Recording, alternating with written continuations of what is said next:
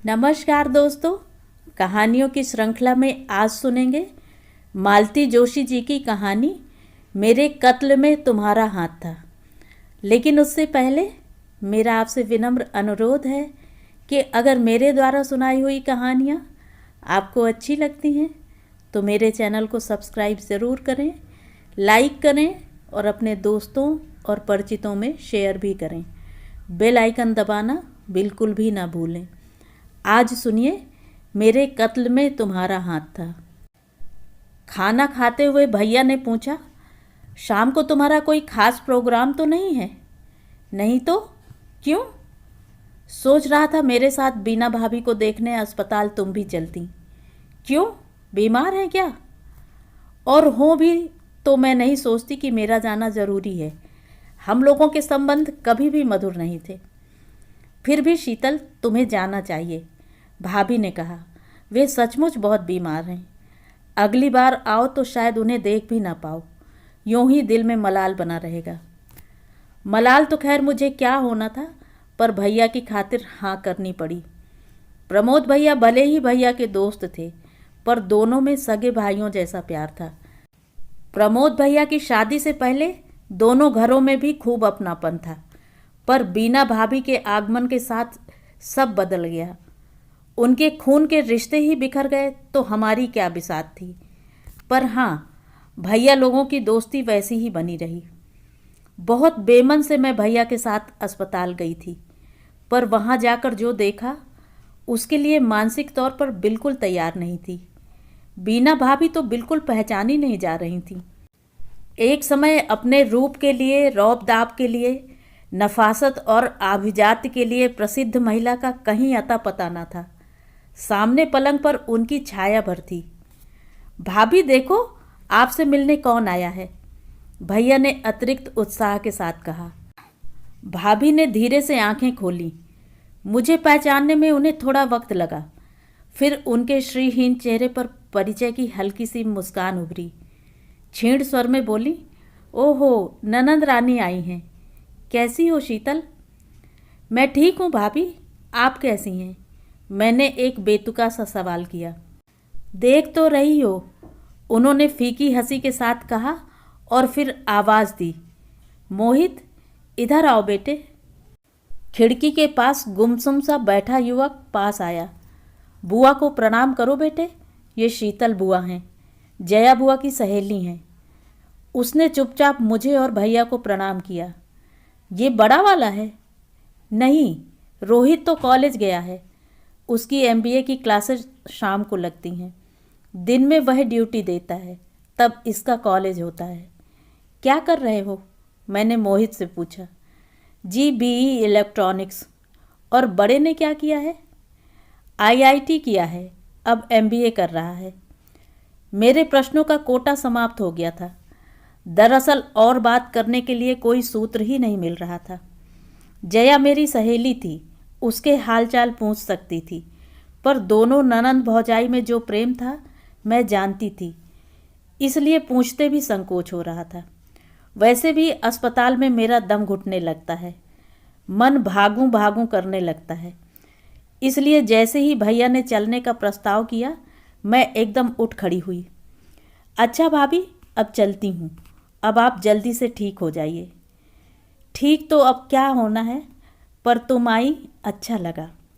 लौटते हुए मैंने पूछा, भैया आखिर उन्हें हुआ क्या है? Cancer, bone cancer. पर कैंसर तो कहते हैं अब लाइलाज नहीं रहा। कहते तो सब ऐसा ही हैं। पिछले साल घुटने का ऑपरेशन भी हुआ था, तब बड़ी आशा बंध गई थी। पर इस साल वो सेकेंडरी इन्फेक्शन क्या होता है वह फैल गया है। वह तो बड़ा खतरनाक होता है, एकदम लास्ट वार्निंग ही समझिए। वही तो, प्रमोद बेचारा बड़ा परेशान है। बच्चों की ओर तो देखा नहीं जाता। डॉक्टर ने तो कह दिया है कि घर ले जाइए, जो कुछ होना है अपने घर में ही होने दीजिए। पर घर पर देखने वाला कौन है? कम से कम यहाँ पर समय पर दवा दारू तो हो जाती है। चाची जी कहाँ हैं? माया के पास हैं, और वे होती भी तो क्या कर लेती। ये सेवा टहल उनके बस की बात नहीं है। वैसे भी भाभी से उनकी कभी बनी नहीं। बहनें भी सब अपने अपने घरों की हैं। नर्सिंग होम में रखना मजबूरी हो गई है। बिल भरते समय भगवान याद आ जाते हैं। लेकिन बच्चे बड़े समझदार हैं। बड़े का मैनेजमेंट के लिए बेंगलोर में दाखिला हो गया था, पर वह नहीं गया। उसने कहा, इस समय मैं मम्मी को छोड़कर कहीं नहीं जाऊंगा। MBA यहीं किसी कॉलेज से कर लूँगा। भैया और भी बहुत कुछ कहते रहे। दरअसल वे प्रमोद भैया के इतने निकट थे कि उनके हर सुख दुख को अपना ही समझते थे। मैं उनकी पीड़ा को उतनी शिद्दत से अनुभव नहीं कर पा रही थी, बल्कि मेरे मन में कुछ और ही चल रहा था। भैया के सामने तो कहने का साहस नहीं हुआ, पर घर आकर मैंने भाभी से कहा, भाभी, मौत सामने आकर खड़ी हो जाती है तो इंसान कितना बदल जाता है, एकदम जमीन पर आ जाता है। ऐसा क्यों कह रही हो? आज तो बीना भाभी मुझे ननद रानी कहकर बुला रही थी। बेटे को बुलाकर प्रणाम भी कराया। कहाँ तो उन्हें मुझे ननद कहने पर भी ऐतराज़ था। वो पुरानी बात हो गई, पर भूलती तो नहीं है ना भाभी? आपको शायद मैंने कभी बताया भी होगा। एक बार वे स्टाफ रूम में बैठी थी, दूसरे दिन राखी थी। मैं पूछने चली गई कि भाभी कल कितने बजे आना है। उन्होंने बड़ी बेरुखी से जवाब दिया, जब तुम्हें फुर्सत हो आ जाना।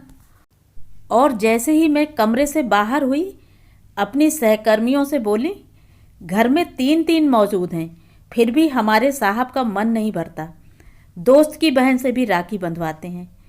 इन्हें तो सिर्फ राखी बंधवानी होती है, पर ननदों को नेक देते देते मेरा तो दिवाला निकल जाता है। सच कहती हूँ, उस दिन के बाद से मैंने प्रमोद भैया को राखी बांधनी छोड़ दी। मज़े की बात यह कि उन्होंने भी कभी इसरार नहीं किया। शायद घर से इंस्ट्रक्शन मिल गई थी। तुम्हारा कहना ठीक है बिन्नू, तुम्हें बुरा लगना भी स्वाभाविक है, पर अक्सर होता है कि हम एक ही पक्ष की बात जानकर अपनी राय बना लेते हैं। सिक्के का दूसरा पहलू भी होता है, जिसे हम कभी देखते नहीं हैं। आपने देखा है? हाँ, और इसीलिए जानती हूँ कि यह महिला सास नंदों से कितनी आक्रांत थी या है। वो क्या आक्रांत होंगी भाभी, बल्कि उनकी वजह से पूरा घर परेशान था। जया छाया ऐसे ऐसे किस्से सुनाती थी कि क्या बताऊं। जब आप शादी होकर आई थी ना, तो कुछ दिन तक मैं आपसे भी खौफ खाती थी, पर थैंक गॉड आप उन जैसी नहीं थी। मैं वही तो कह रही हूँ। तुमने वही सुना है जो तुम्हें जया छाया ने बताया है। भाभी की व्यथा से तुम्हारा परिचय कब हुआ? आपका हुआ है? पहले तो नहीं हुआ था, तब मैं भी तो तुम्ही लोगों की जमात में थी। उन्हें देखने से पहले मैंने उनके चर्चे सुन रखे थे, इसलिए मन में एक धारणा बन गई थी। उन्हें देखकर वह बदली नहीं, बल्कि और दृढ़ हो गई। वे बहुत दूर की चीज़ लगती नहीं, सबसे अलग, सबसे कटी हुई, वैसी ही थीं वो। हाँ, पर इस बीमारी में जब वे बिल्कुल अकेली पड़ गई थीं, तब कई बार उनके पास बैठने का मौका मिला। धीरे धीरे उनके मन की गांठें खुलती गईं। तब पता चला कि उनके मन में कितनी पीड़ा है, व्यथा है, शिकायतें हैं। उन्हें समझने का किसी ने कभी प्रयास ही नहीं किया, प्रमोद भाई साहब ने भी नहीं। इसलिए सबसे ज़्यादा शिकायतें तो उन्हें पति से ही हैं। और शीतल, पति अगर साथ दे तो औरत दुनिया की बड़ी से बड़ी लड़ाई लड़ सकती है, लेकिन भाई साहब ने उनका साथ नहीं दिया, बल्कि उपेक्षा ही की। औरत सारी दुनिया की उपेक्षा सह सकती है, पर पति की उपेक्षा बहुत भारी पड़ती है। पति की सहानुभूति हो तो बड़े से बड़ा दुख भी छोटा लगता है, लेकिन अगर यह पता लग जाए कि अपनी लड़ाई अकेले ही लड़नी है, तो औरत का आक्रामक हो जाना स्वाभाविक है। ठीक कह रही हूँ ना मैं? शायद। रात भाभी के पास लेटे लेटे फिर वही चर्चा चल पड़ी। मैंने कहा, भाभी, आप जो शाम को कह रही थी कि बीना भाभी ननदों से आक्रांत थी और इसीलिए मुझसे भी कभी ठीक से पेश नहीं आई, तो बताओ ननदों ने ऐसा क्या सितम कर दिया? वे तो बेचारी हमेशा विसूरती रहती थी कि हमारे पिताजी हमें दूसरों की दया पर छोड़कर चले गए। इमोशनल ब्लैकमेलिंग इसी को तो कहते हैं। इसी के चलते प्रमोद भाई साहब की शादी नहीं हो पा रही थी। माया दीदी की तो हो गई थी, पर उनकी अम्मा जी चाहती थी कि दोनों छोटी भी निपट जाएं तब इसकी शादी हो। तो क्या बुढ़ापे में शादी करने का इरादा था? यही तो, वे सारे रिश्ते दरवाजे से ही लौटा देती थीं और भाई साहब बेचारे कुछ कह नहीं पाते थे। यह रिश्ता उनके ताऊ जी की मार्फत आया था। उन्होंने चाची जी को खूब फटकार लगाई। बोले, क्या पैसों का रोना लेकर बैठी हो? नौकरी वाली बहू आ रही है, अब ऐश करना, दोनों मिलकर तुम्हारा घर भर देंगे। खैर, मजबूरी में शादी तो करनी पड़ी, पर उनके मन में शुरू से यह बात बैठ गई कि ये हमारा हक छीनने आई है। माँ बेटियां जैसे एक मोर्चा खोलकर बैठ गईं। बीना भाभी को पहला झटका तब लगा जब वे लोग हनीमून से लौटे थे। जाते समय भाई साहब अलमारी की चाबियां अपनी अम्मा को सौंप कर गए थे। लौट कर आए तो पता लगा 2-3 साड़ियां गायब हैं। पूछने पर पता चला कि इस दरमियान लड़कियों को कई शादियों में जाना पड़ा, वही पहन कर गई थी। इसमें नई बात क्या है भाभी? यह तो हर घर में होता है। कपड़ों के मामले में तो अक्सर लड़कियां भाभियों पर ही निर्भर रहती हैं। माँओं के पास तो वैसी साड़ियाँ होती नहीं हैं। मैंने भी तो कई बार आपसे मांग कर पहनी है। मांग कर पहनी है ना, खुद से तो नहीं निकाली कभी। बाप रे, खुद से निकालती तो माँ मेरे प्राण ही ले लेती। और बात केवल साड़ियों तक ही सीमित होती तो एक बात थी, वहाँ तो आए दिन ड्रेसिंग टेबल पर भी धावा बोला जाता था। कभी अमुक शेड की लिपस्टिक गायब होती तो कभी नेल पॉलिश, कभी आईलाइनर नहीं मिलता तो कभी फाउंडेशन नदारद होता। उस पर तुर्रा यह कि अम्मा जी डंके की चोट पर कहती कि हमारी लड़कियां ये सब चोचले नहीं करती। हमने तो कह दिया है कि भगवान ने जैसा बनाया है वैसा रहो, होंठ मुंह रंगने की ज़रूरत नहीं है। क्या बात करती हैं? हर फंक्शन में जया छाया ऐसी बन संवर कर आती थीं कि मुझे कॉम्प्लेक्स हो जाता था। उस समय मेरे पास तो वह सब कुछ नहीं होता था ना। अरे, वे लोग अपनी अम्मा से छुपा कर लगाती थीं, पर्स में डालकर ले जाती थीं और सहेली के यहाँ बैठकर श्रृंगार करती थीं। बाप रे, इतनी हिम्मत!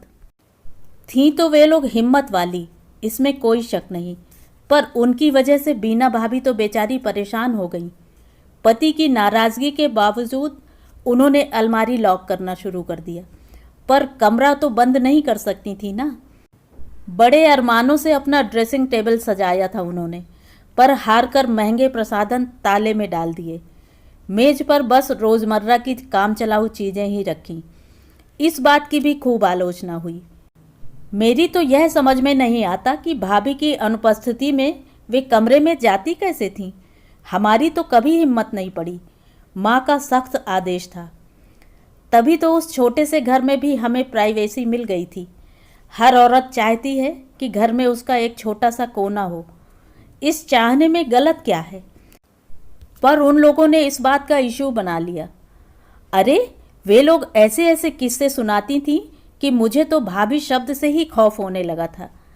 आप जब शादी करके आई थी तो मैं कितने दिनों तक आपसे कटी कटी सी रहती थी, याद है?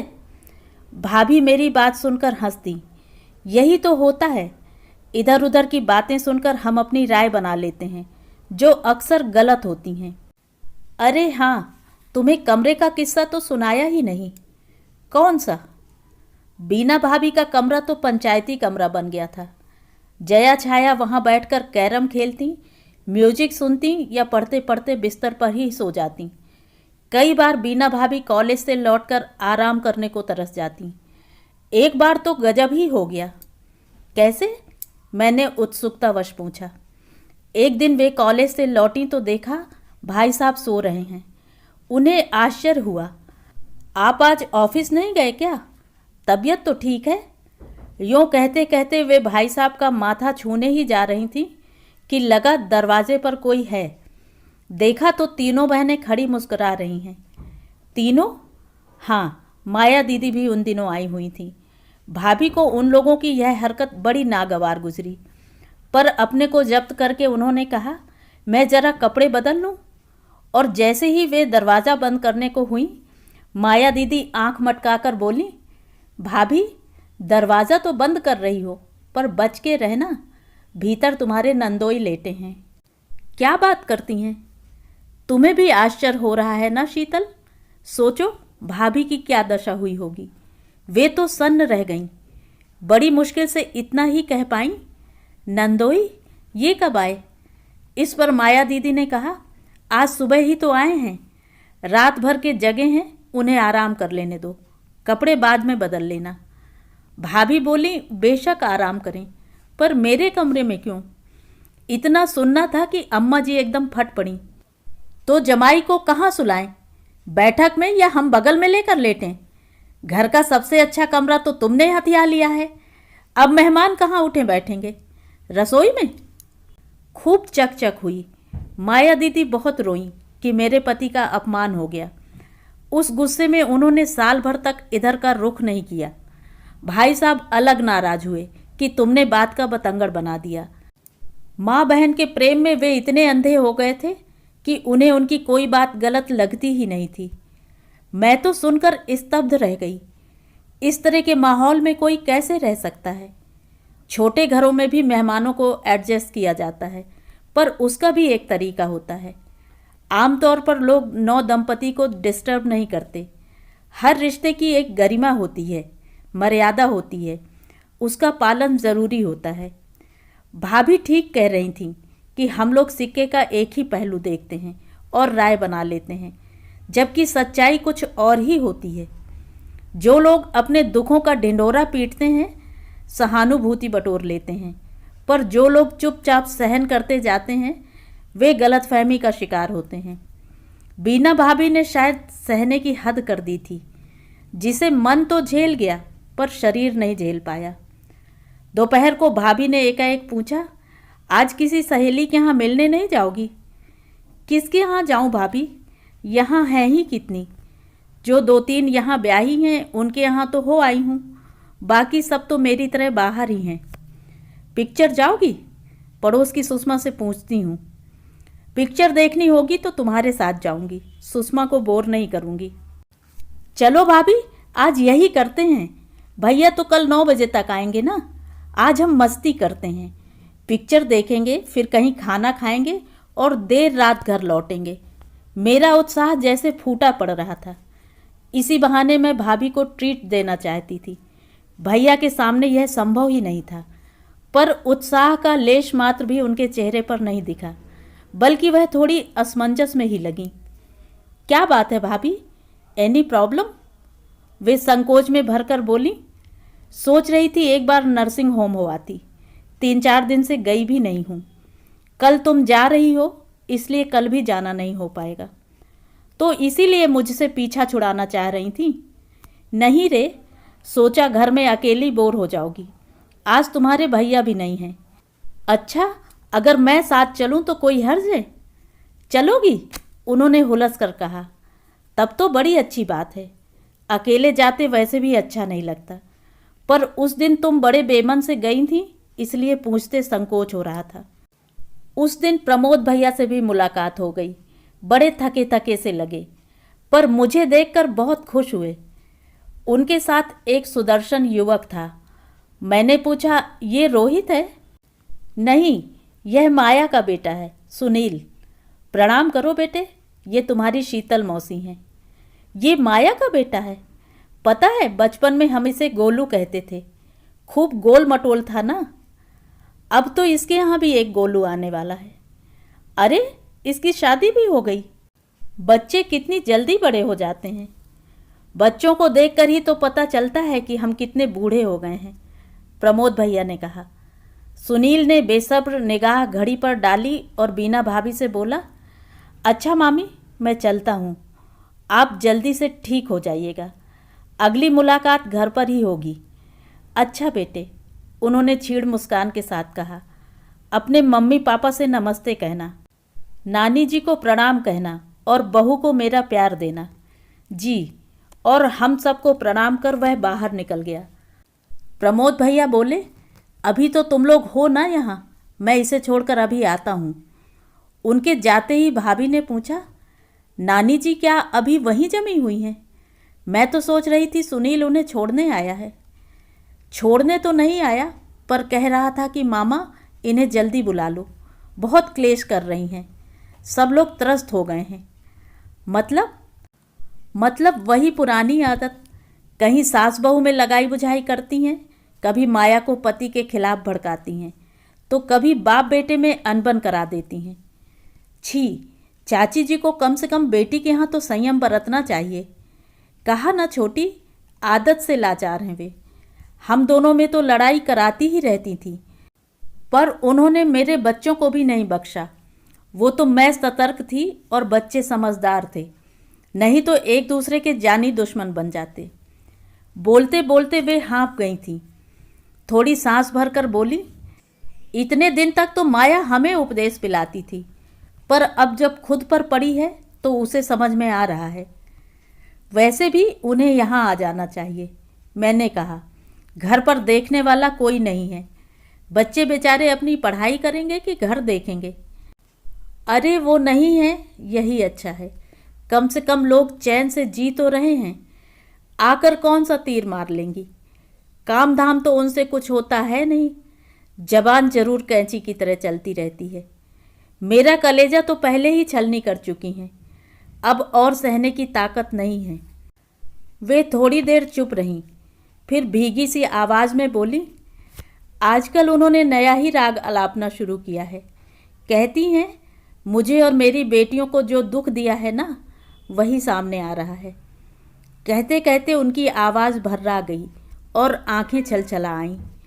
मैं और भाभी दोनों स्तब्ध रह गए। छी, ऐसे भी कोई बोलता है? हारी बीमारी किसे नहीं होती। भाभी निःशब्द सांत्वना में उनके सिर पर स्नेह से हाथ फेरने लगीं। मैंने उनके दोनों हाथ सहलाते हुए कहा, आप तो उनका स्वभाव जानती हैं, फिर क्यों उनकी बातों को दिल पर लेती हैं? क्या करूं रे, उन्होंने उसास भरकर कहा। शरीर के साथ साथ अब मन भी कमज़ोर हो चला है। उसी समय एक युवक ने कमरे में प्रवेश किया और वहाँ का दृश्य देखकर ठिठक गया। वह रोहित था। बेचारा एकदम घबरा गया। बोला, क्या बात है मम्मी, बहुत तकलीफ़ हो रही है, सिस्टर को बुलाऊं? उन्होंने इशारे से मना कर दिया तो वह हम लोगों की ओर देखने लगा। मैंने कहा, कुछ नहीं बेटा, हम लोग ज़रा पुरानी यादों में खो गए थे तो उदास हो गए। फिर भाभी ने परिचय कराया, ये तुम्हारी शीतल बुआ हैं, पहचाना? उसने मुझे एक रस्मी सा नमस्कार किया और माँ से पूछा, पापा कहाँ हैं? उसके स्वर से साफ जाहिर था कि इस समय पापा की अनुपस्थिति उसे अच्छी नहीं लगी है। वे सुनील को छोड़ने गए हैं, बीना भाभी ने बताया। उन्हें छोड़ने जाने की क्या ज़रूरत थी? सुनील भैया क्या छोटे बच्चे हैं? पापा भी कमाल करते हैं। अब वो बेचारा इतनी दूर से मुझे देखने आया था तो उसका स्वर एकदम तल्ख था। पापा को पता था कि आज मोहित का सबमिशन था, उसे देर होगी, वो अभी तक घर नहीं लौटा है।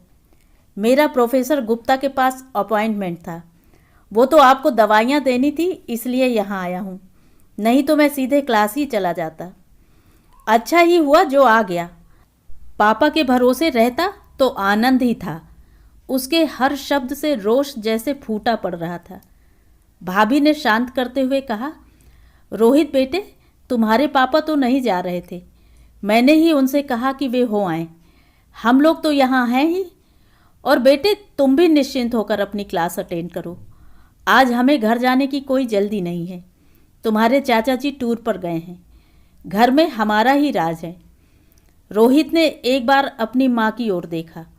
जब उन्होंने अनुमति दे दी तो बोला, तो मैं चलता हूँ, पर आप ज़्यादा बात नहीं करेंगी, सिर्फ सुनेंगी। प्रॉमिस? प्रॉमिस, उन्होंने मुस्कुरा कर कहा। रोहित आश्वस्त होकर चला गया तो बोली, पागल, हमेशा मुझे बोलने के लिए मना करता है। अरे मैं बोलूँगी नहीं तो मेरी छाती फट नहीं जाएगी? इतना दुख कलेजे पर लाद कर तो मैं चैन से मर भी ना पाऊंगी। भाभी ने बात बदलने की गरज से कहा, रोहित बहुत जल्दी ऑफ हो जाता है ना, कमज़ोर है ना, इसलिए जल्दी गुस्सा आ जाता है। मैंने कहा, मैं अभी यही कहने वाली थी कि आपके बड़े मियाँ छोटे लगते हैं। अगर दोनों को कोई साथ देख ले तो मोहित को ही बड़ा भाई समझेगा। मोहित को मैंने पाला है, रोहित बेचारा दादी और बुआ लोगों की दया पर पला है। फ़र्क तो होगा ही। मतलब मैं समझा दूंगी। अब आप बिल्कुल नहीं बोलेंगी, भाभी ने बीना भाभी को चुप कराते हुए कहा। बात यह है शीतल कि रोहित बेचारा जन्म से ही, बल्कि जन्म के पहले से ही लापरवाही का शिकार रहा है। कैसे? मतलब पहले उसकी माँ की देखभाल ठीक से नहीं हुई, बाद में बच्चे की देखभाल भी ढंग से ना हो सकी। इसका असर तो होगा ही ना। बीना भाभी चुप नहीं रह सकी। बोली, मुझे कितनी तकलीफ होती थी क्या बताऊं। एक बूंद पानी भी पेट में ठहरना मुहाल था। घर में सास थी, ननदें थीं, पर किसी को सहानुभूति नहीं थी। मेरी हर तकलीफ को नखरा ही कहा गया। ननदें तो खैर उस समय लड़कियां थीं, पर सास तो खासी अनुभवी थी। उनका तो एक ही राग था, हमारे भी तो बच्चे हुए हैं, हमने तो कभी ऐसे चोचले नहीं किए, हमने तो कभी बेड रेस्ट नहीं लिया। कभी कभी तो उनके बेटे को भी लगने लगता कि मैं कुछ ज़्यादा ही नखरे दिखा रही हूँ। शुरू के दिनों में तो सबको तकलीफ होती है, लोग भूल जाते हैं, वो बात अलग है। अरे मुझसे किचन में खड़ा नहीं हुआ जाता था, ज़रा सी महक से उबकाई आती थी। पर शाम की रसोई मेरे जिम्मे थी तो मुझे ही बनानी थी। बड़ी मुश्किल से मैंने इन्हें मिसरानी के लिए राज़ी किया था। गनीमत थी कि मिसरानी टिक गई, नहीं तो आया लोगों जैसा हाल होता। कैसा हाल? मैंने पूछा। छोटी से ही पूछ लो। बीना भाभी शायद थक गई थी। फिर भाभी ने कमान संभाल ली। अरे पहले तो आया रखने ही ना दें। हमें क्या बच्चा पालना नहीं आता? हमने क्या नौकरों के भरोसे बच्चे पाले हैं? 2 महीने तक तो ठीक रहा, ये घर में थी, पर जैसे ही इन्होंने कॉलेज ज्वाइन किया, बच्चे की दुर्दशा शुरू हो गई। ये कॉलेज से लौटकर देखती कि बच्चा गीले में सो रहा है, दूध की बोतल झूले में ही पड़ी है। कभी दूध बोतल में रखे रखे ही फट जाता, कभी उसका समय निकल जाता। दवाइयाँ तो समय पर कभी दी ही नहीं गईं। गुस्सा भी आता, पर सास को कोई क्या कहे। फिर मैंने जिद करके आया रखी, बीना भाभी बोली। पर स्थिति ज्यों की त्यों, उससे दूसरे 100 काम कराए जाते। आया को मैंने एक बार डांटा तो बोली कि माताजी हमें दूसरे कामों में उलझा देती हैं, हम क्या करें, आप कहो तो मना कर दें। और उसने सचमुच एक दिन मना कर दिया। बाप रे, क्या तो हंगामा हुआ। मेरी भी पेशी हुई, आखिर उसे निकालना ही पड़ा। फिर तो एक सिलसिला ही शुरू हो गया। हर 2 महीने में नई आया। कभी उसकी बदतमीजी की शिकायत होती, कभी उस पर चोरी का आरोप लगाया जाता। घर की बड़ी थी अम्मा जी, सो उनकी बात पर भरोसा ना भी हो तो मान तो रखना ही पड़ता था। 5 सालों में मेरे यहाँ 25 आया काम कर चुकी हैं। क्या बात करती हैं? फिर बच्चा उन लोगों से हिलमिल कैसे पाता होगा? हिलता मिलता कहाँ से? वह तो रोज़ नए चेहरे देखकर बिदकता था।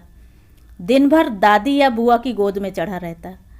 उन्हें कहने को हो जाता कि तनख्वाह तो आया लेती है और टांगना हमें पड़ता है।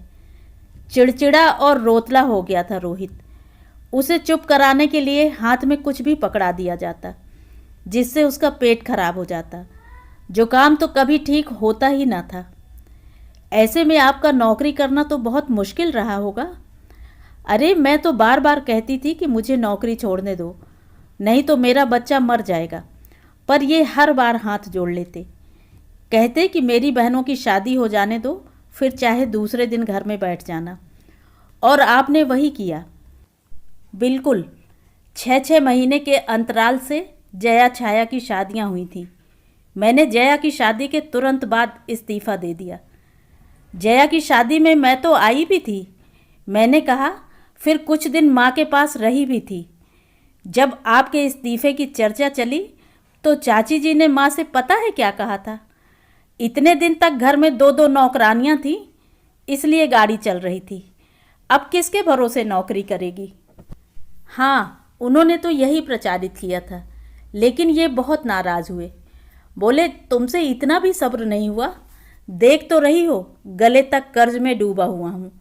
पर मैंने परवाह नहीं की, कह दिया कि तुमने अपनी बहनें ब्याह लीं, अब मुझे अपने बच्चे पालने दो। उस समय मोहित की भी आहट मिल चुकी थी। बस तय कर लिया था कि जब तक छोटा 10 साल का नहीं हो जाता मैं घर नहीं छोड़ूंगी।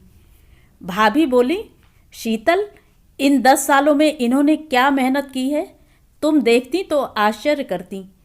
सुबह से शाम तक ट्यूशन करती थी, रात रात भर जागकर गाइड बुक्स लिखती थी, नौकरी से ज़्यादा मेहनत कर रही थी। क्या करती छोटी, खर्च तो किसी तरह पूरा करना ही था ना। सबसे बड़ी बात तो यह थी कि मैं घर पर थी। जिस समय मेरे बच्चों को मेरी सबसे ज़्यादा ज़रूरत थी, मैं उनके पास थी। नौकरी की मुझे चिंता नहीं थी। जानती थी कि जब करना चाहूँगी मुझे मिल ही जाएगी। गली गली में कॉलेज खुल गए हैं। चलिए, आपका श्रम सार्थक हो गया। बच्चे आपके लायक निकल गए हैं। हाँ, लेकिन शरीर तो जवाब दे गया ना। कमरे के बाहर कदमों की आहट सुनकर हम लोग चुप हो गए। प्रमोद भैया लौट आए थे। उन्हें देखते ही हम लोग उठ खड़े हुए। अब अपना चार्ज संभालिए, हम लोग चलते हैं। कल जा रही हो? उन्होंने पूछा।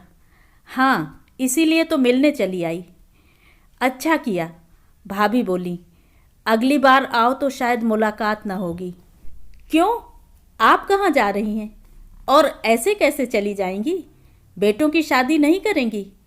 और मेरा नेग नहीं भूलना। हाँ, मैं वसूल करने आऊँगी। चलो, ऐसा ही सही। भाभी हंस दी, बड़ी करुण उदास फीकी सी हंसी। मेरा मन ममता से भर आया। उस क्षण मैंने अंतर्मन से प्रार्थना की कि हे प्रभु, इस औरत को तूने अपार कष्ट दिए हैं, शारीरिक भी मानसिक भी। कुछ तो सुख के पल इसकी झोली में डाल, इसका हक बनता है। तो ये थी कहानी। कहानी आपको कैसी लगी? कमेंट करके ज़रूर बताएं।